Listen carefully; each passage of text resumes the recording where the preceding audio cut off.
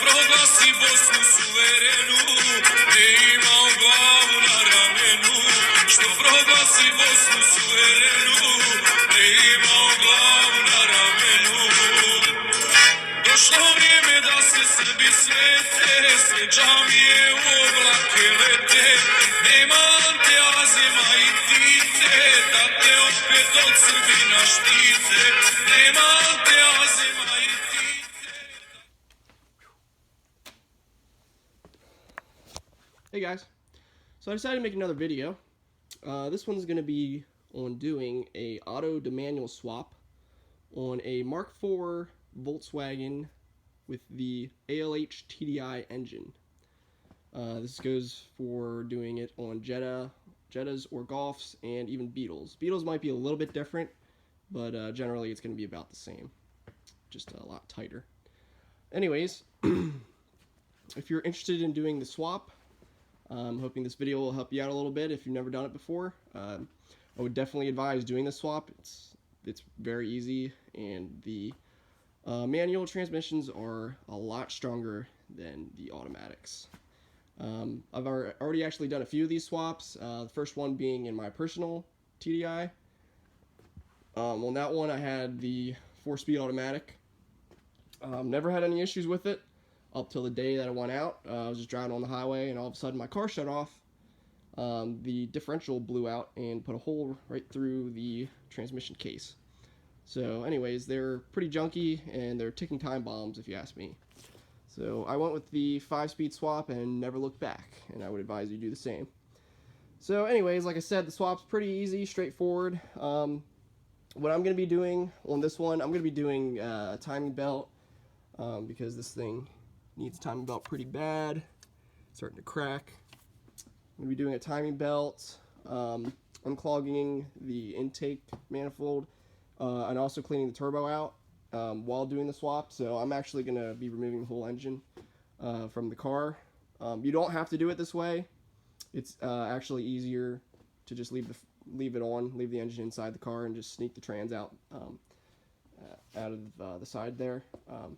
But like I said, I'm going to be doing all that extra work, so I'm going to be removing the whole engine. Might be easier for me to show you some stuff too, doing it this way, but if you're going to do it without doing the, if you're going to be just doing the trans, I would advise leaving the engine in the car. So yeah, you probably won't have your front end off like I have it here, unless you want to do it that way, but yeah, anyways.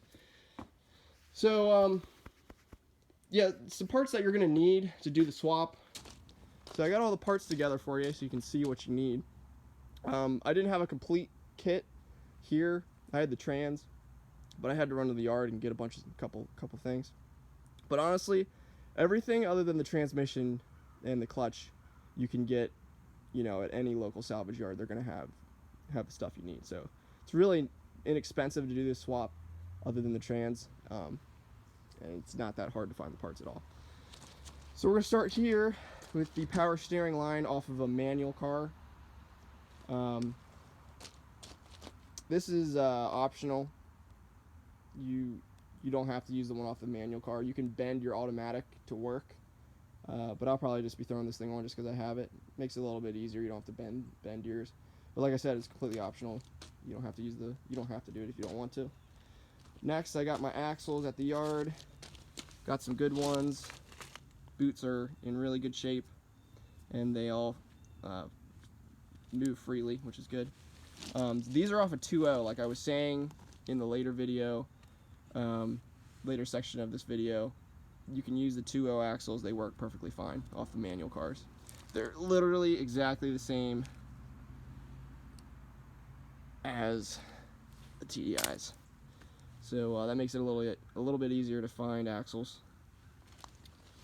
Next, we got our shift linkage and boot and knob. You get these at any junkyard practically. I'll show you how to put this thing in and remove the old one, so you'll see how to do that if you're going to do it at the yard. And like I was saying in the other video, I grabbed this one. I don't know why I did, but I grabbed the one with the ball style.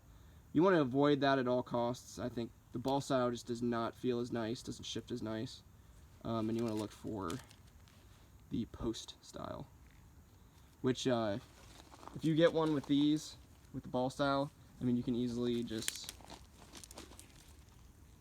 do that and swap them out. Simple as that. Anyways, you're going to need a manual starter. They are different than the automatics. And if you're doing a TDI, make sure you get a TDI starter, because they are different between the gassers and the diesels. TDI starters are much beefier to turn that high compression engine over. Next, you're going to need this hydraulic line, which I mentioned already. Goes from the clutch pedal to the slave cylinder. Whenever you pull these, make sure you keep the clips. Yeah, here I pulled a slave cylinder as well. Get to that later. But yeah, I pulled the slave cylinder, so when you remove this, this is going to be in here like this. And there's going to be a little clip. Just make sure you don't lose that clip. And also make sure you have that rubber seal on there, because sometimes they like to pop off. Same with this side. Make sure you got that rubber top seal, or it will leak, and that is not fun to deal with. Like I mentioned, you need slave cylinder, got that. You need a 53 relay, which you can get out of practically any manual Mark IV. Got that. You're gonna need a clutch pedal, which I'll get into putting this in when I go to put it in. But you need the clutch pedal and this hydraulic line, which is attached to it. And you're going to need the sensors as well. I think you just need the white one, but I just grabbed both of them. The white one is for your clutch safety switch, and I think the blue one is for cruise. Whenever I do these swaps, I usually don't care about cruise. I'm sure I could figure it out. I just never took the time to, and I don't really use cruise that much. So, anyways, you also want to cut the harnesses off as well, because you're going to need to hardwire these in. So make sure you get that too. Next, gonna need this dust tin off a manual car, which probably, if you have a trans, it probably came with it. So, and then a clutch. I'm installing a Vallejo, I believe it's what it is. Yeah, Vallejo single mass flywheel clutch. Because the dual masses, everybody knows the issues with those, so I made sure I got a single mass. This one's used, but it's in good shape, so should last at least 50,000 miles. Anyways, got your trans. These things get a little dirty, but I'm gonna make sure I clean this out, get it nice and shiny in here, just so there's some like oil in here. So I just want to make sure I get that cleaned out so it doesn't get on the clutch or anything. Let me get this shined up. With the trans, you want to make sure you have your reverse sensor with a pigtail wire, because you got to hardwire that in, and also your TPS. You want to make sure you get a pigtail for that as well. And when you get these, make sure you have the magnet inside, because they like to fall out pretty easily. So yeah, I think that's about it. Yeah, it's pretty simple.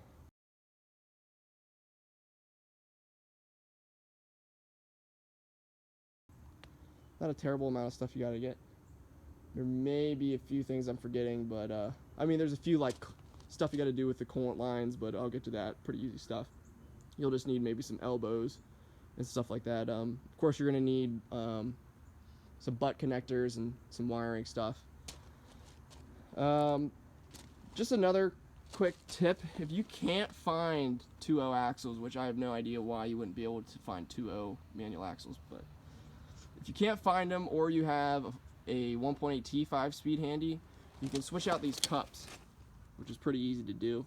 You just unbolt this Allen here in the middle, and the whole cup will pull out. And you can put 1.8T cups in there, and then put your 1.8T axle in there, and it'll work just the same. Other than that, we're gonna start putting this thing in, and yeah, we'll go from there. You definitely want to get a TDI transmission though in this thing. You don't want to be putting a gasser transmission in this thing, because the gear ratios will be all off, and you'll end up getting worse miles per gallon, and probably not very good power, because the TDI transmissions are, you know, specific for this engine. They're geared pretty low, so so yeah, they're meant, you know, a gas engine or gas transmission's not going to work very well. So make sure you get that. I think the trans code, there's a couple of them. EGR I think is one of the codes.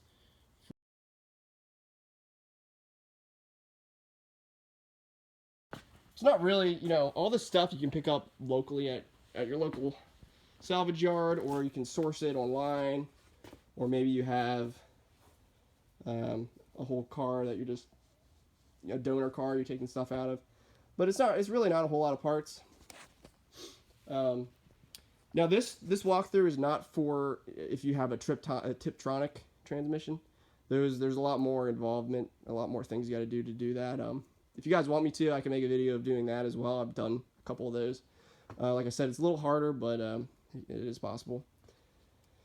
So yeah, that's about all the parts you're gonna need. I might be adding some more as I go through this video and I remember some stuff, but it's off the top of my head. I think that's about it. Anyways, let's get into pulling this thing. So you're probably going to have your front end on. So the first thing you're going to want to do is take your battery out. That's, you know, 210s, get the cables off.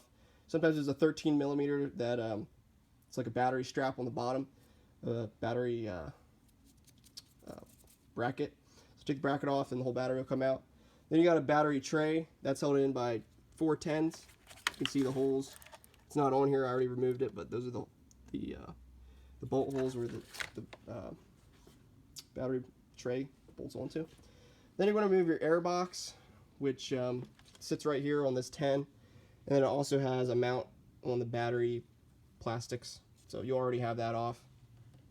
Then you remove this 10, and then it's connected to the charge pipe, which comes from the turbo up to here. You don't have to remove that. I just took it off because I'm going to be doing stuff with the turbo, so it'll be right here, and there'll be a pipe going from the air box to there. So just remove that, and then the whole air box come off, and you'll have some space then to work. After you do that, I'd start with disconnecting all the electrical plugs on this thing. I think there's 4. There's a big boy right there. There's one there. There's another one right here. And then there's one right there. So I think it's 4 plugs total. So remove those. You're gonna have your power steering hooked up right here. This 13 millimeter nut holds it on. So take that 13 millimeter off, and then you get your power steering line off. I usually just bungee it up out of my way. That way I don't have to lose this expensive power steering fluid. It's also bolted on to this starter nut or starter bolt right here with another 13 millimeter nut. So you gotta unbolt that. Then you take the bracket off. If you really want to get out of your way, you can, well, I just took the whole pump off because I'm going to be doing other stuff, like I said. But if you really want to get it out of the way, you can disconnect it. But I would advise, disconnect it here. You can see that. Yeah, right there, that big nut, or big bolt. I would advise keeping it on, that way you don't lose any of your power steering fluid. Just bungee it up out of your way. So yeah, once you get that off, then it makes it a lot easier if you remove the water outlet. You don't have to, but it does make things a whole lot easier. So to do that, you got to take these 2 10 millimeters off. There's one here and one in the back here. You got to be ready for, you're going to lose some coolant whenever you do that. So either put a pan underneath your engine, or maybe you already drained the coolant. There is a petcock on the bottom of the radiator that you can screw it off and then drain your coolant out that way. It makes things a little easier. So yeah, you take the water outlet off, disconnect it from your radiator, or you can disconnect it right here. Honestly, it'd be easier if you just disconnected the whole thing, get it out of your way. So yeah, I disconnected it at the radiator. Then you can disconnect the other hose, which is right here. I would disconnect it right here at the water outlet because it goes to the heater core, and you don't want to really mess with the heater core, just in case those things are brittle. Because if they break, that's a big problem. It's a big job, and I doubt you want to do that if it's not leaking. So then disconnect the lower hose that goes to the oil cooler. Get that out of your way. And then the whole water outlet should pull off, and you should have a lot more room to work. Next, remove the two hoses going to the trans cooler. There's one right there, one right there. Get that out of your way. So yeah, once that's all off, that's pretty much everything on top of the engine other than the bolts. Oh, you're gonna have a ground strap right here, held on by this 13. So to take the 13 off, get the ground strap off. So next, what I would do next is start on your axles. So those guys got to come off. It's probably the part of the job I dislike the most because I don't like getting underneath this thing, especially if it's oily. And that's how it's going to look for the automatic axles. It's held in by 6 triple square bolts that look like that. So you might freak out when you see these because a lot of people don't have that tool. But you can just run down to your local Advanced Auto, and they almost always have a 4-piece triple square kit. Comes with 4 bits that fit into a 13mm socket to get these off. I would get the kit because Volkswagen uses a couple different sizes of these on their axles, so you want to make sure you have the one that you need. I think this is about the biggest size they have. But anyways, get that tool. I usually use air to get them off. Some people don't advise doing that because you can strip out those triple squares. But to make sure I don't do that, I usually take my triple square bit. Yours won't look like this if you buy them in advance. This is just one I bought because I do this a lot, so it's a good one. But I usually stick it in the bolt, and then I'll hit it with a hammer just to make sure it's really in there, and then I'll hit it with the gun. It makes things go a little faster, and I've never had an issue as long as I do that. So just a little tip there. And you shouldn't have to disconnect anything else. Well, you're gonna have to remove the axle because you're gonna need to put in a different axle. So yeah, I'll show you how to do that on the other side because I already started. So over here, same deal. This one's pretty hard to get to because it's back in there a little bit.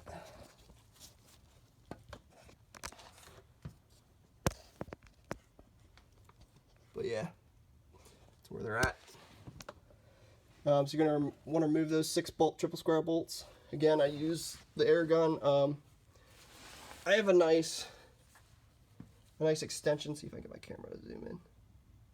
There we go. That has the flex head on the end of it, or the pivoting head, and that helps to get into these tight areas. So I would advise using one of those if you're going to go air. So then you remove those 6 bolts, and then to remove the axle, you can't see it now, but sorry. Let's see if I can set this here.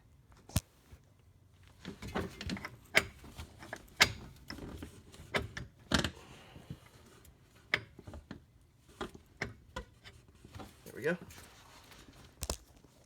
So it's going to be looking something like this with your 30 on there.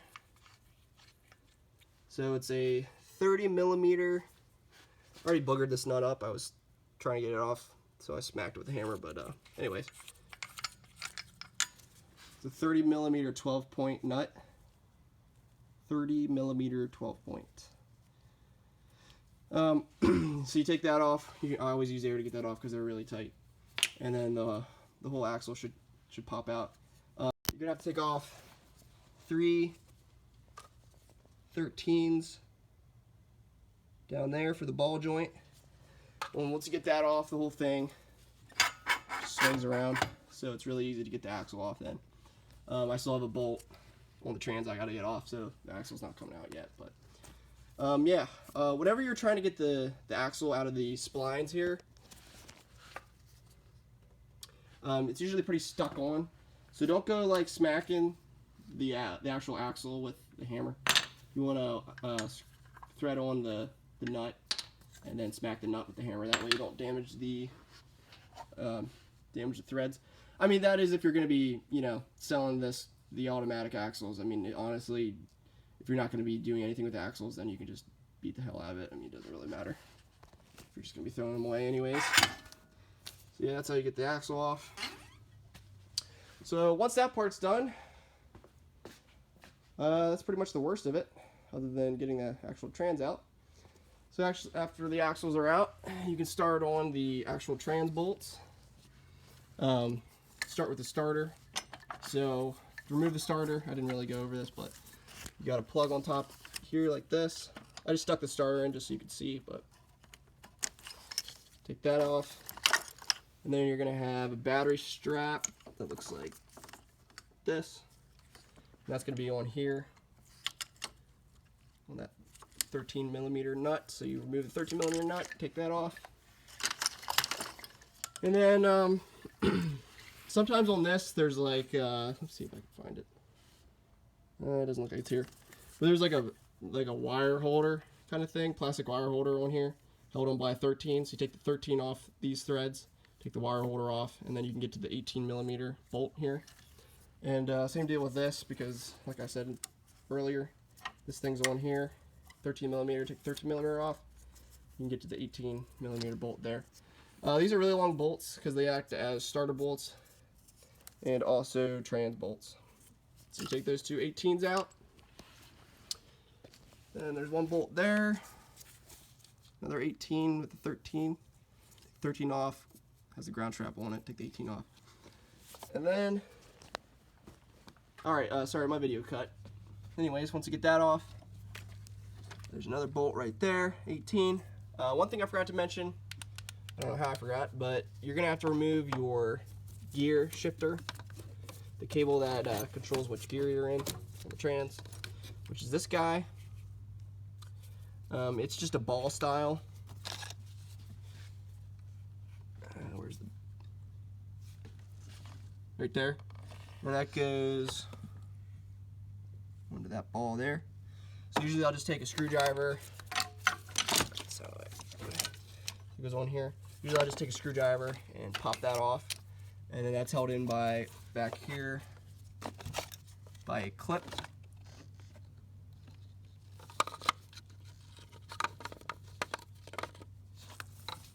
So you take the clip out, clip off, and then you can pull it out of the mount there. And you just tuck that out of the way, get it out of your way. Sorry, I forgot to mention that. Anyways, so you got your two 18s on top off, you got your starter bolts off, and you can work your way down here. And what you got down here is 16mm bolt there, 16mm bolt there, and another 16mm bolt right there underneath the dog bone. These are a little tight to get into, but just because of the way the trans is made. But if you use like a ratchet and a socket, you should be able to get in there. Next, you can remove the dog bone. This thing doesn't hold the engine up at all. It just keeps it from swaying back and forth, so you don't have to worry about the engine coming down on you when you remove this. But that's got two bolts on the bottom. I believe they're 17s. They might be 18s though. And then two 13s in the back. Next, you want to move back here under the axle. And you got another 18 right underneath the axle. That one's kind of hard to see. It's easy to miss. So take that guy out. After that, this is the way I usually do it. I don't know. Someone might chime in and say you don't have to remove this, but it's the way I remove it. I usually remove the torque converter with the trans. I think it makes it easier. That way you got more clearance and you don't have to try to pull the trans off the torque converter. So to remove the torque converter from the flywheel, that way it'll pull off of the trans, there's a little cover right there with a rubber. Let me see if I can get a better picture of it.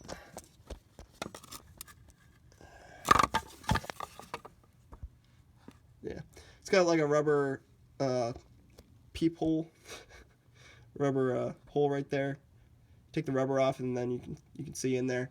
I can't remember the nut sizes. I think it's a 13 or 14. Yeah, so you get in there, and to get it to where you need it, so you can get to the actual nuts, you got to spin the flywheel. And to do that, you got to put a socket and a ratchet on this. I believe it's a 19 triple or a 19 12 point. It's either 19 or 21. So you get on that big nut, and then you can, or a big bolt, and then you can turn the crankshaft and line up the nuts with that hole so you can remove them. I believe there's 3, like I said. And that way the torque converter comes off with the trans. So yeah, get that off. And after that, you're going to want to have the engine. There we go. It's focusing. You're going to want to have the engine supported once you're that far. I mean, once you get all those bolts off, the engine won't just fall out, but it will be like gapping right there and like starting to fall inwards, which might scare you a little bit. You can have the engine supported before you do that. Either way, it's fine. I usually support it with a crane. Right now I got this engine crane that I'm going to be using, but honestly you could put a 2x4 across here and strap it with these, strap it onto these 2 holes there. The engine, they put 2 holes in there nicely so you can strap to that. But yeah, you want to have the engine supported before you remove the mount here. So I'll get to that once I get further into this. I'll show you a little better, but yeah, that's the next thing you want to do is take that off, and then you should be able to just slide the whole trans out. It's usually not that easy, but everything's off, so you're gonna have to struggle with it a little bit, but it will come out. The automatic comes out a lot harder than the manual is gonna go in. So once you get that automatic out, I mean, the worst part's over. So I'm going to be working on that, and I'll start filming again once I get a little farther. Alright, so the engine's removed. Like I said, you probably won't be doing this, but I'm doing it. So I can, do some other stuff on it, but it might also make it easier for me to show you some stuff if you're having troubles. Yep, so that's out. Some of the stuff you might not have been able to see very well. The plugs. Those are the plugs you need to remove. Oh, I don't think I mentioned that one, but there's one in the back there. That guy. So there's actually a total of 5 plugs on this thing.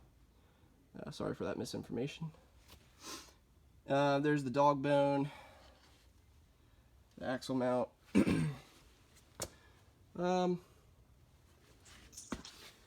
Yeah. Got the turb ski back there. This thing seems pretty good. Like I said, it's low mileage. Has literally no play in it. Spins nicely. I didn't mention this, but the EGR on this thing, I mean the intake manifold, that's why I'm going to be cleaning it. This is why, I would advise always doing the EGR delete on these things. Because it just takes crap and sends it through the intake, and then your intake ends up looking like this. So, would definitely advise doing an EGR delete on these things. This isn't too bad. I've seen it get a lot worse. At least that's getting some kind of airflow through it, but definitely needs cleaned up. Anyways, so since the engine's out, it'll be a lot easier for me to show you what I was talking about with the flywheel, getting the flywheel off. So that's a 12.19 millimeter socket on there, and that's so you can turn the crankshaft. And you take that little rubber thing off so you can get to these bolts. So there's one, I got it lined up. They're actually 15 millimeter nuts. So take that off quick. gun. I'm using a stupid thing. Look at that. That's pretty.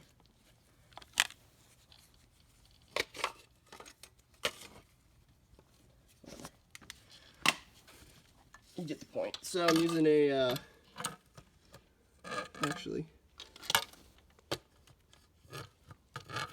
I won't be using it. I'm going to be using this ratchet. It's a flex extension.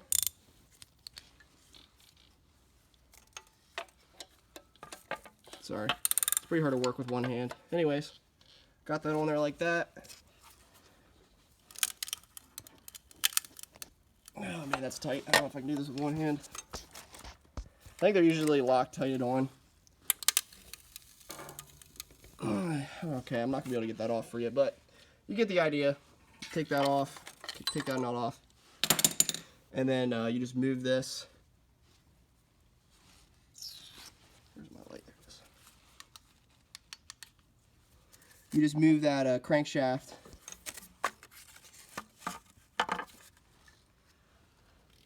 You move that crankshaft. I usually like to do it clockwise. And it'll turn that flywheel. There's the one.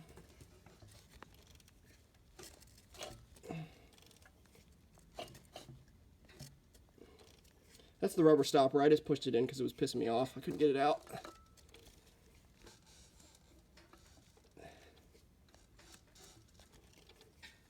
So you just keep turning it until you see the next one. And there it is right there. So you get that one off. I think there's a total of 3 of them. I was 100% sure, but don't quote me on that.